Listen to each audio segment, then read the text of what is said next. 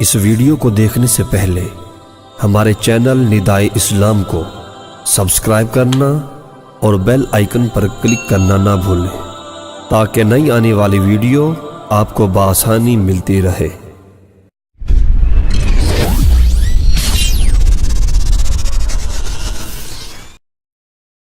بسم اللہ الرحمن الرحیم۔ معزز سامعین، آج ہم آپ کے لیے بہترین تاریخی واقعات لے کر آئے ہیں اور ہمارے اس واقعے کا موضوع ہے حضرت صالح علیہ السلام کی اونٹنی۔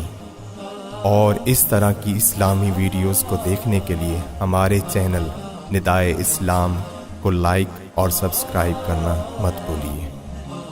حضرت صالح علیہ السلام قوم سمود کی طرف نبی بنا کر بھیجے گئے۔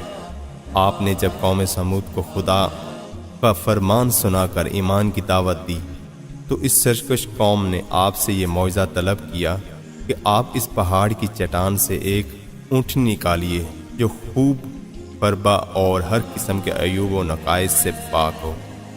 چنانچہ آپ نے چٹان کی طرف اشارہ فرمایا تو وہ فوراً ہی پھٹ گئی اور اس میں ایک نہایت ہی خوبصورت، تندرست اور خوب بلند و قامت اونٹنی نکل پڑی، اور نکل کر اس نے ایک بچہ بھی جنا، اور یہ اپنے بچے کے ساتھ میدان میں چرتی پھرتی رہی۔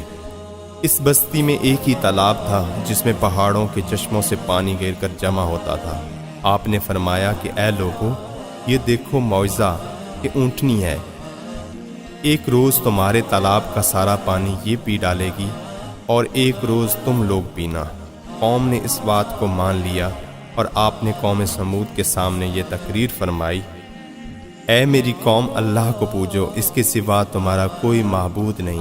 بے شک تمہارے پاس تمہارے رب کی طرف سے روشن دلیل آئی ہے، یہ اللہ کا ناکہ ہے، تمہارے لیے نشانی، تو اسے چھوڑ دو کہ اللہ کی زمین میں کھائے، اور اسے برائی سے ہاتھ نہ لگاؤ کہ تمہیں دردناک عذاب آئے۔ چند دن تو قوم سمود نے اس تکلیف کو برداشت کیا کہ ایک دن ان کو پانی نہیں ملتا تھا، کیونکہ اس دن تالاب کا سارا پانی اونٹنی پی جاتی تھی۔ اس لیے ان لوگوں نے طے کر لیا کہ اس اونٹنی کو قتل کر ڈالیں۔ چنانچہ اس قوم میں قدار بن سالف، جو سرخ رنگ کا بھوری آنکھوں والا ایک پستہ قد آدمی تھا، ساری قوم کے حکم سے اس اونٹنی کو قتل کرنے کے لیے تیار ہو گیا۔ حضرت صالح علیہ السلام منع ہی کرتے رہے، لیکن قدار بن سالف نے پہلے تو اونٹنی کے چاروں پاؤں کاٹ ڈالے، پھر اس کو ذبح کر دیا، اور انتہائی سرکشی کے ساتھ حضرت صالح علیہ السلام سے بے ادبانہ گفتگو کرنے لگا۔ چنانچہ خداوند قدوس کا ارشاد ہے، پس ناکہ کی کوچیں کاٹ دیں، اور اپنے رب کے حکم سے سرکشی کی، اور بولے، اے صالح، ہم پر لے آؤ جس کا تم وعدہ دے رہے ہو اگر تم رسول ہو۔ زلزلے کا عذاب۔ قوم سمود کی اس سرکشی پر عذاب خداوندی کا ظہور اس طرح ہوا کہ پہلے ایک زبردست چنگاڑ کی خوفناک آواز آئی، پھر شدید زلزلہ آیا جس سے پوری آبادی اتھل پتھل ہو کر چکنا چور ہو گئی، تمام عمارتیں ٹوٹ ٹوٹ کر تہس نہس ہو گئیں، اور قوم سمود کا ایک ایک آدمی گھٹنوں کے بل اوندھا گر کر مر گیا۔